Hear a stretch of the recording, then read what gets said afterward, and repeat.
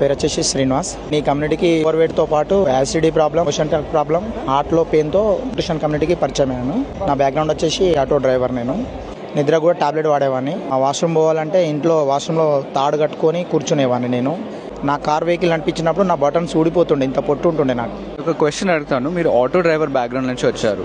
Usually వాళ్ళు ఎక్కువ health గురించి ఆలోచించారు, ఆలోచిస్తే కూడా అంత స్పెండ్ చేయరు హెల్త్ గురించి. సో వాళ్ళకి మీరు ఏం చెప్తారు? 100% అండి. ఎందుకంటే నేను ఆటో ఫీల్డ్లో ఉన్నప్పుడు నా బండి ఈఎంఐ కోసము 2 days నిద్ర లేకుండా కూడా లాంగ్ జర్నీ చేసేవాడిని. నేను ఒక 1000 రూపాయలు మిగిలితే చాలనుకునేవాడిని. ఆ ఇష్యూలో నాకు హార్ట్లో పెయిన్ వచ్చింది. దాంతోపాటు ఒక 1 hour సెషన్ లంచ్కు టైం ఇస్తే కిరాయి ఎక్కడ మిస్ అవుతామని లంచ్ కట్ చేసుకొని డ్రైవ్ చేశాను. దాంతోపాటు డైజెషన్ సిస్టమ్ ప్రాబ్లం వచ్చింది. దాంతోపాటు ఓవర్ వెయిట్ అయిపోయాను. తెలియకుండానే ఓవర్ వెయిట్ అయిపోయినా. కింద కూర్చోవాలన్నా కూర్చోలేకుండా స్థితి. డ్రైవర్లకు మరీ చెప్తున్నాను, నిద్ర సమస్య, ఫుడ్ సమస్య, హెల్త్ సమస్య ఇవి వచ్చింది అంటే మనకు ఎవరు గారు. చాలా important. The world best breakfast అండి. ఇది అందరూ తీసుకోవచ్చు. Very good. Thank you so much sir. Thank you sir.